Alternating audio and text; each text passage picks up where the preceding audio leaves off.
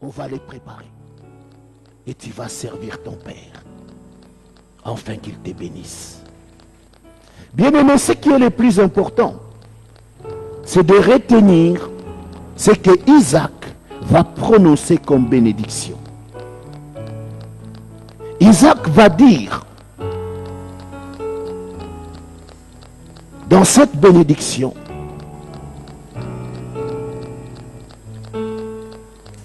tu seras, tu ne manqueras jamais du blé, tu ne manqueras jamais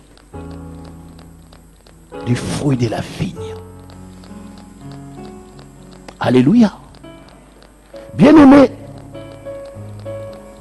ça ne nous semble pas grand-chose. Mais nous voyons, bien-aimés, qu'il y a une suite. Abraham s'était dit pain et dit vin. Et Isaac transmet à son fils la bénédiction pour lui dire du blé et de la vigne. Bien-aimés dans le Seigneur,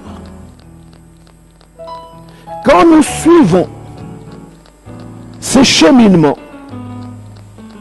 il y a une chose que j'aimerais que les peuples de Dieu retiennent. La parole de Dieu nous enseigne pour nous dire que l'Ancien Testament est l'ombre des choses à venir.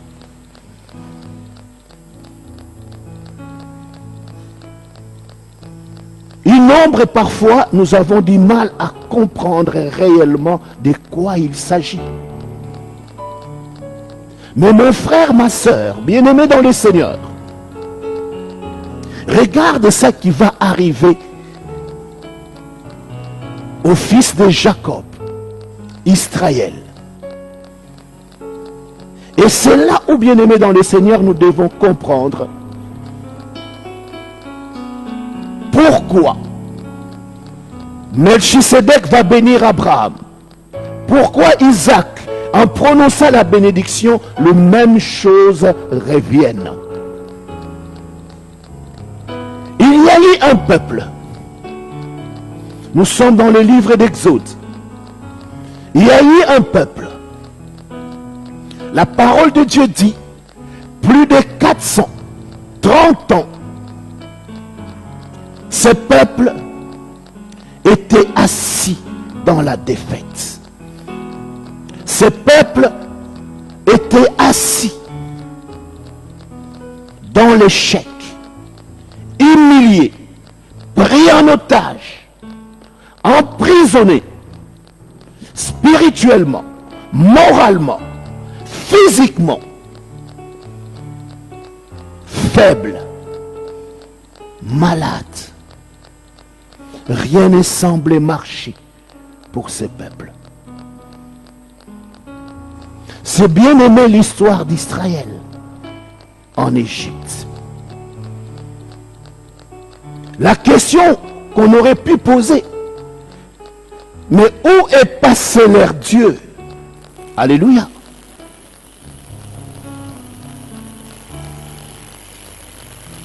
Nous allons essayer de lire un texte et nous allons nous lever. Nous sommes dans Exode chapitre 12, le verset 1 et le verset 2. Nous pouvons tous nous lever pour accueillir la parole.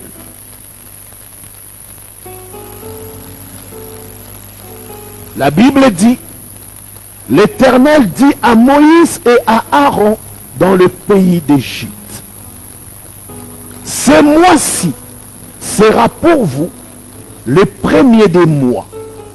Il sera pour vous le premier mois de l'année. Amen. Prenons place, bien-aimés.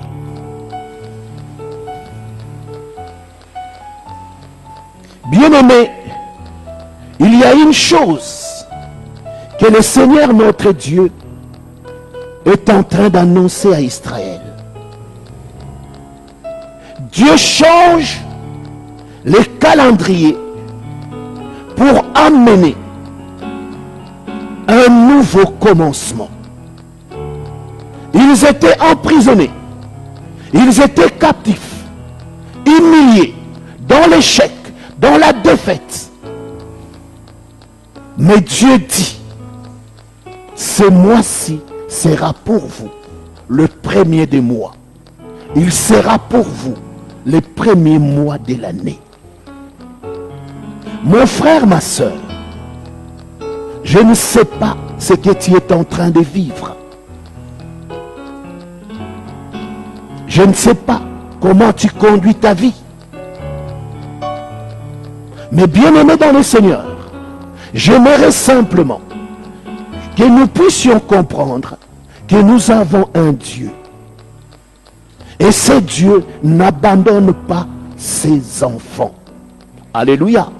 J'insiste, ce Dieu n'abandonne pas ses enfants. Mon bien-aimé dans le Seigneur, s'il y a quelque chose qui ne va pas, j'aimerais te dire tout simplement, reviens vers ce Dieu. Aujourd'hui, bien-aimé dans le Seigneur, nous avons développé de nombreux d'entre nous des raisonnements qui sont contraires à la parole de Dieu. Quand rien ne marche, ce n'est jamais la faute de la personne. C'est toujours la faute de l'autre. Si ça ne marche pas, parce que j'ai rencontré Marie-Thérèse, si ça ne marche pas, parce que tout simplement, mon oncle, depuis qu'il est passé chez nous, même l'eau ne sort plus du robinet. Alléluia.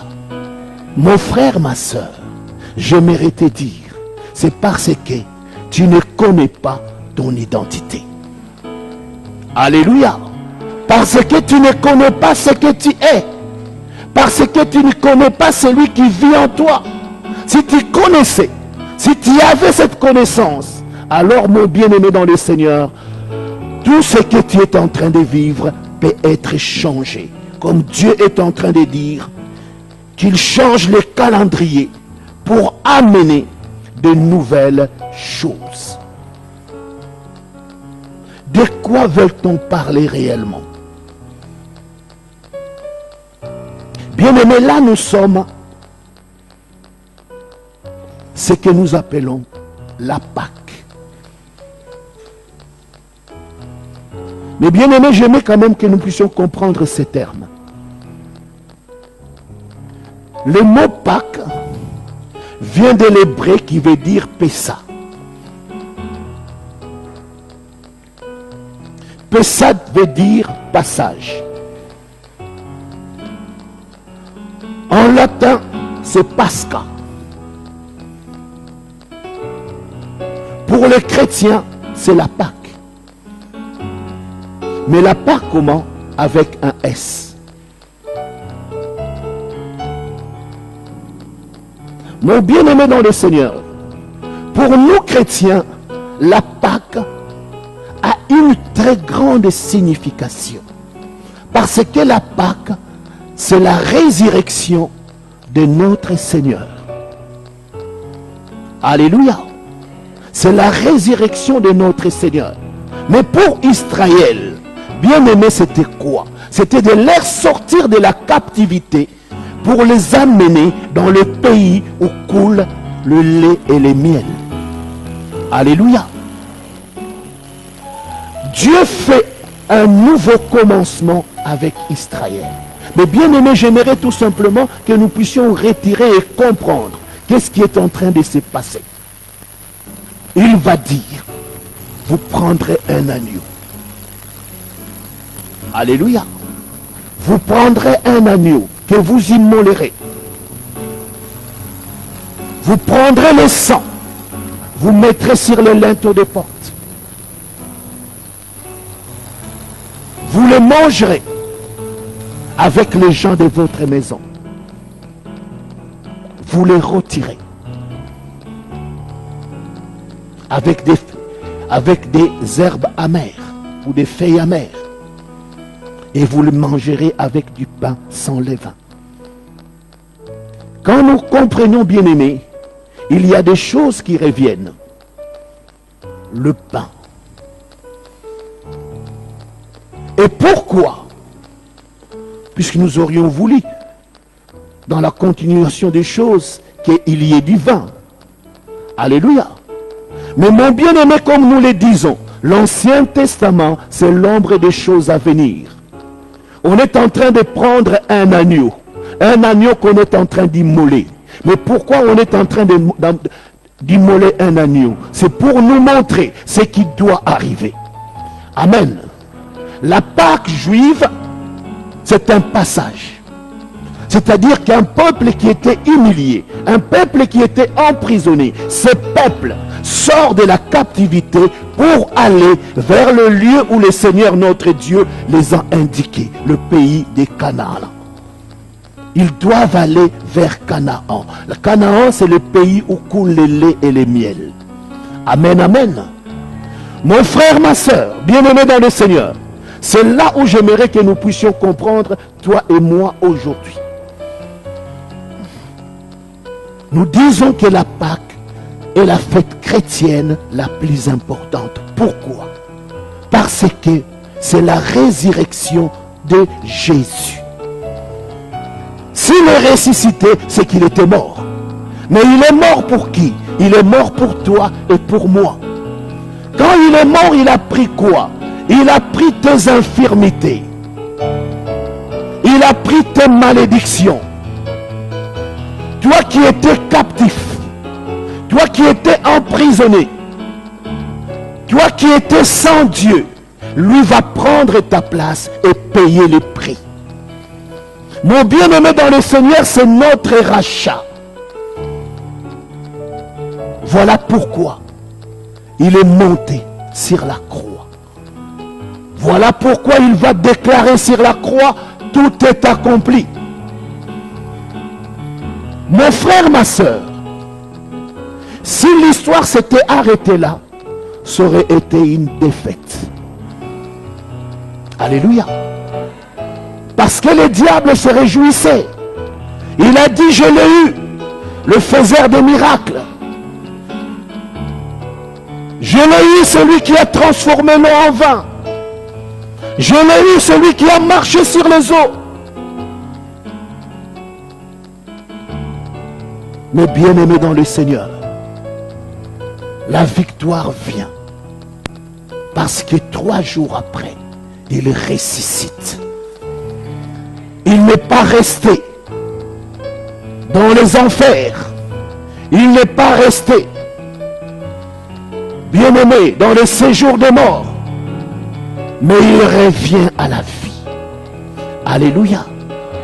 Mon frère, ma soeur, c'est là où j'aimerais que nous puissions comprendre la bénédiction que le Seigneur notre Dieu nous amène. Alléluia. Bien-aimés, durant la semaine, nous avons essayé d'intervenir, petitement bien sûr. Nous avons parlé, car il est dit, vous le lirez à la maison s'il vous plaît, Marc 11 ou Matthieu 21, il nous parle de l'ânesse attachée ou de l'anneau attaché. Mon bien-aimé dans le Seigneur, notre Seigneur Jésus, d'après Matthieu, parce que dans tous les évangiles, la chronologie n'est pas la même. Il sortait d'un lieu où il a guéri les aveugles. Et chemin faisant, il doit entrer vers Jérusalem. Et là, il va dire à ses disciples, allez dans le village à côté. Vous verrez un anneau attaché. Amenez-le-moi, car j'en ai besoin. Les disciples allèrent, trouvèrent l'anneau attaché. Ils veulent les ramener. Les gens qui étaient autour se posent la question, et que voulez-vous faire de cet anneau? Alléluia. Les gens veulent, bien aimé, c'est là où nous devons comprendre. Cet anneau était là depuis de longues années. Je ne sais combien de temps. Personne ne s'en occupait. Alléluia. Mais pour eux le voir, La chaîne au cou attachée à cet arbre, c'était suffisant. C'était le décor de la ville. C'était même l'endroit où il fallait dire, vous savez, on va se rencontrer là où il y a l'anneau. Alléluia. Mais Jésus dit, allez détachez-le. Amenez-le-moi. Et les gens commencent à dire, pourquoi? Qui vous envoie? Que voulez-vous faire de cet anneau? Mon bien-aimé dans le Seigneur, de nombreuses personnes que nous sommes semblables à cet anneau. Un anneau sans considération. Qu'il pleuve, qu'il neige, il est là, attaché. Personne ne le regarde. Personne ne fait attention. Mon bien-aimé dans le Seigneur, peut-être que c'est ce que tu es dans la vie aujourd'hui. Mais j'aimerais te donner une espérance pour te dire, bien-aimé dans le Seigneur, nous ne sommes pas un numéro que ce monde a donné. Alléluia. Nous ne sommes pas, bien-aimés dans le Seigneur,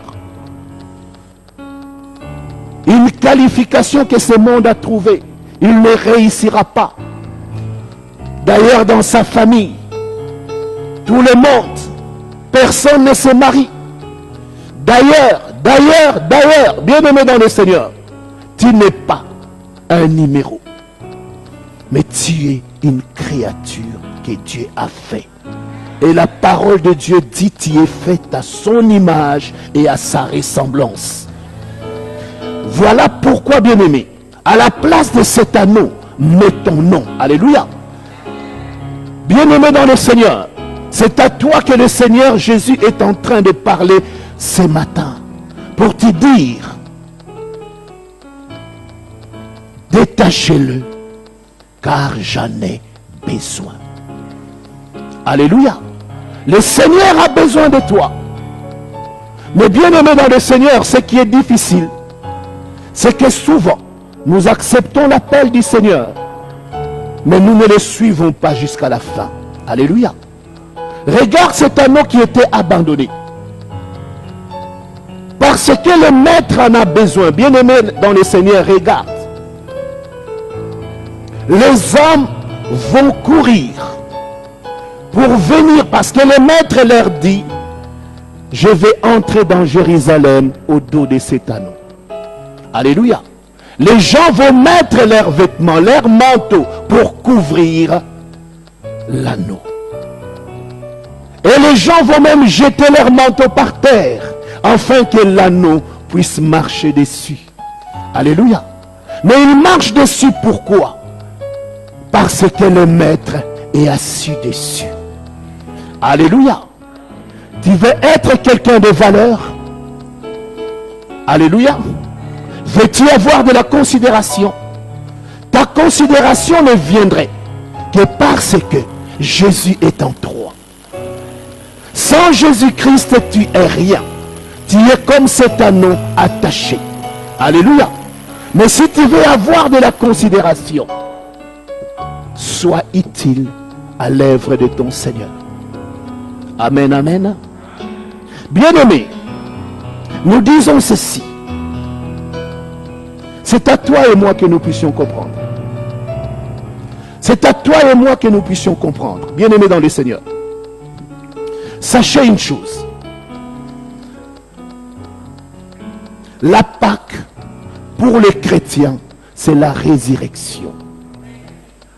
La Pâque pour toi et moi, cela veut dire que nous ne sommes plus la personne que nous étions avant. La personne qui était perdue. Mais aujourd'hui, bien-aimé dans le Seigneur, comme le dit Dieu de toute grâce. Éphésiens chapitre 2, verset 6. Nous allons quand même lire ces versets. Éphésiens chapitre 2, le verset 6. Regarde ce que dit la parole de Dieu. Il nous a ressuscités ensemble et nous a fait asseoir ensemble dans le lieu céleste en Jésus-Christ. Alléluia. Mon frère, ma soeur, toi qui as crié à Jésus, toi qui as donné ta vie à Jésus, regarde ce qui se passe. Quand il est mort avec toi. Alléluia. Il a pris tes malédictions. Il a pris tes maux. Il a pris tes maladies. Il a pris ta pauvreté. Il est descendu avec dans le séjour des morts. Alléluia. Et quand il est ressuscité, il ressuscite avec toi. La Bible dit, il nous a ressuscités ensemble. Et nous a fait asseoir ensemble dans le lieu céleste en Jésus-Christ. Mon bien-aimé dans le Seigneur, ta position aujourd'hui, ce n'est pas la position que le monde t'a donnée. Aujourd'hui, tu es en Christ. Et ce n'est plus toi qui vis. Et c'est Christ qui vit en toi. Christ dans ta vie, bien-aimé dans le Seigneur, ta vie doit changer. Et pourquoi, mon frère, ma soeur, la Pâque vient afin que nous soyons ressuscités. La Pâque, c'est notre résurrection. C'est notre commencement. Alléluia. Nous vivions, nous étions des morts. Nous vivions, nous n'avons pas de vie. Nous vivions, nous étions dans la pauvreté, dans la maladie. Mais à cause de la Pâque, oh Rabaché, parce que la Pâque est arrivée dans ta vie, bien-aimé dans le Seigneur, la parole de Dieu te dit, tu étais mort avec lui, mais tu n'es pas resté dans le séjour des morts. Tu es ressuscité. Et maintenant, bien-aimé, tu es assis dans le lieu céleste en Christ Jésus, ton Seigneur et Sauveur. Bien-aimé,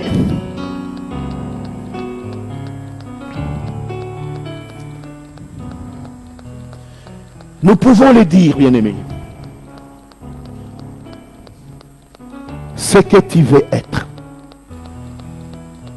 Alléluia. Vous savez, dans la vie, il y a des gens qui choisissent. Ils peuvent se dire, moi, ce que je suis, c'est bien. Je n'en cherche pas plus. Parce qu'au moins, en restant dans cette situation, je servirai mon Seigneur, mon Dieu, d'une bonne manière. Alléluia. Gloire soit rendue à Dieu. Amen. Mais si tu vois que la vie que tu mènes, que ce que tu es en train de vivre n'est pas digne d'un enfant de Dieu, alors, bien-aimé dans le Seigneur, tu peux dire à ton Seigneur, mon Dieu, Père, je suis ressuscité avec Christ. Et maintenant, je ne suis plus assis par terre, mais je suis assis dans le lieu céleste. Ma position est que je suis assis à la droite de Dieu. Mon bien-aimé dans le Seigneur, je ne sais pas si vous comprenez cela. C'est pourquoi, bien-aimé dans le Seigneur, je vous donne un conseil. Arrêtez. Arrêtez, bien-aimé dans le Seigneur, de suivre les conseils de ce monde. De nombreuses personnes, avant de faire une chose, au lieu de consulter Dieu, non.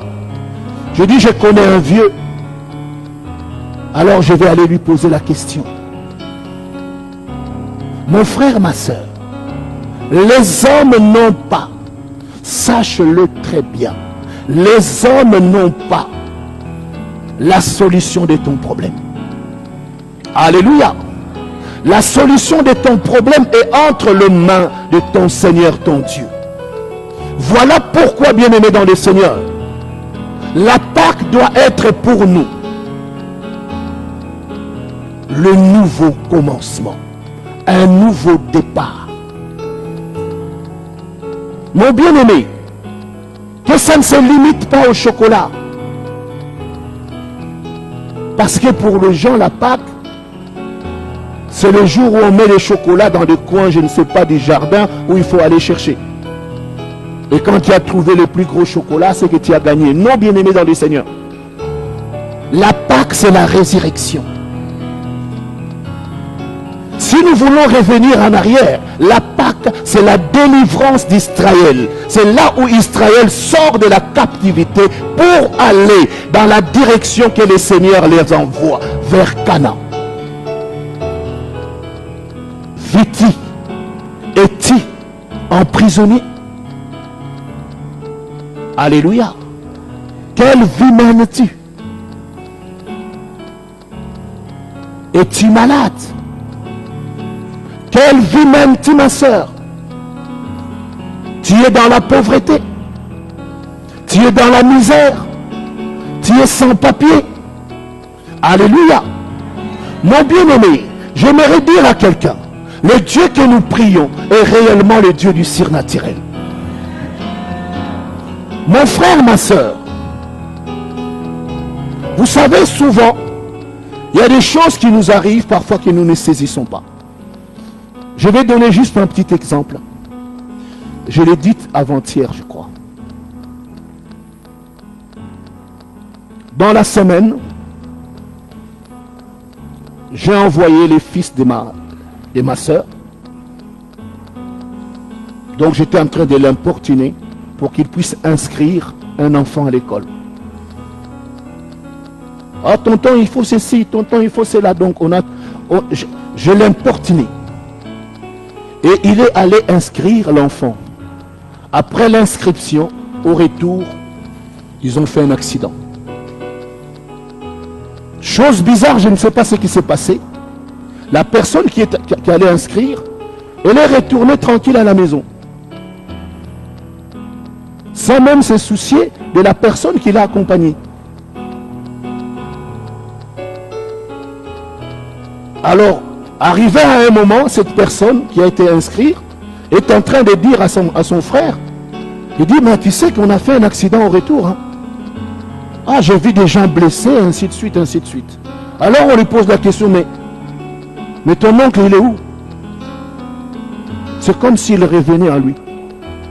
Il dit, ah ben je ne sais pas. Maintenant, je ne l'ai pas vu. Il me dit, attends, vous êtes parti avec quelqu'un, toi tu reviens tranquillement.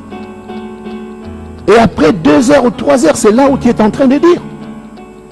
Ils appellent la maman de la personne. Ils ont cherché toute la nuit dans tous les hôpitaux de Kinshasa. Vers minuit ou 1h du matin, ils m'appellent. Ils me disent que voilà, on est en train de chercher, on ne n'a pas trouvé. Que Dieu fasse grâce. Amen. Et ils m'appellent, je lui dis, mais écoutez, allez prendre la personne qui était avec lui, il vous dira au moins où s'est passé l'accident. Parce que vous ne savez pas où s'est passé l'accident. Alors ils sont allés chercher la personne. Et toute la nuit, ils ont cherché. Et vers 4 heures du matin, ils ont trouvé la personne. Dans un hôpital ou dans une clinique, comme il y en a à Kinshasa. Et le premier rapport que je reçois, c'est-à-dire une catastrophe. Il dit, il est en train de saigner au nez, il est en train de saigner à la bouche, il est en train de saigner aux oreilles. Donc sûrement, il a eu un coup à la tête.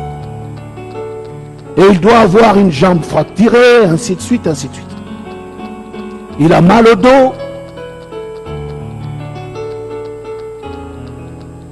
Bien-aimé dans le Seigneur, nous avons un grand Dieu.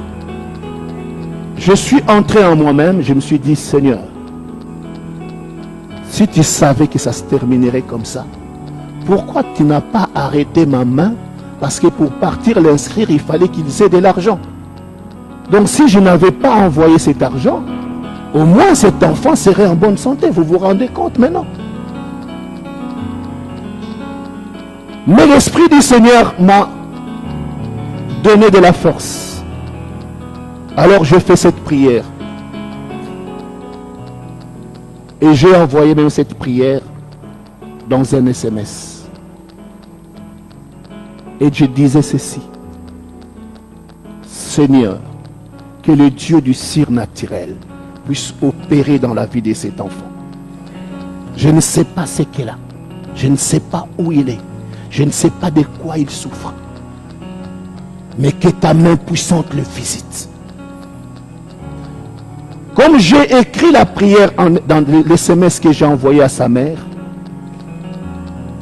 dans la journée, vers 18 h, la personne me réécrit, pasteur, le Dieu du surnaturel a agi. Bien-aimé dans le Seigneur,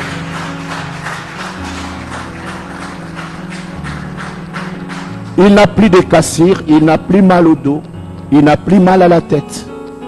Il ne saigne plus. Et les scanners ont prouvé qu'il n'a rien. Bien-aimés, c'est là où j'aimerais que nous puissions reconnaître notre Dieu. Quand notre Dieu commence dans ta vie, bien-aimé dans le Seigneur, n'arrête pas les flous. Ce qui nous arrive, c'est parce que nous sommes des rebelles. Nous ne voulons pas vivre en esprit, mais nous voulons vivre dans la chair. De nombreuses personnes, de nombreux chrétiens vivent dans la chair. Ils respectent leur chair plus que l'esprit. Mais bien-aimés dans le Seigneur, la parole de Dieu nous dit, nous sommes assis, pas sur la terre, mais dans le lieu céleste. C'est-à-dire que nous bien-aimés, c'est-à-dire que nous sommes assis dans une position spirituelle. Alléluia. Si tu ne prends pas conscience de ce que tu es, tu passeras ta vie à te plaindre, tu passeras ta vie à crier, tu passeras ta vie dans l'échec parce que tu n'as pas compris. Mais laisse-moi te dire ce que le Seigneur nous dit. Si mon peuple, sur qui mon nom est invoqué, s'humilie, l'humilité précède la gloire. Tu veux être élevé, sois humble. Bien-aimé, qu'on te critique, qu'on parle mal de toi, ce n'est pas important.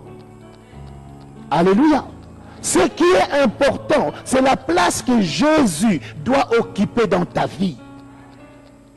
Voilà pourquoi il a dit, il est avantageux que je m'en aille, afin que le Saint-Esprit vienne. Nous sommes à l'ère de l'Esprit. Alléluia. Bien-aimés dans le Seigneur, nous allons prier rapidement, parce que nous n'aurions pas le temps de faire tous les messages, mais j'aimerais quand même que nous puissions prier. Si nous pouvons nous lever, nous allons prendre que 5 minutes.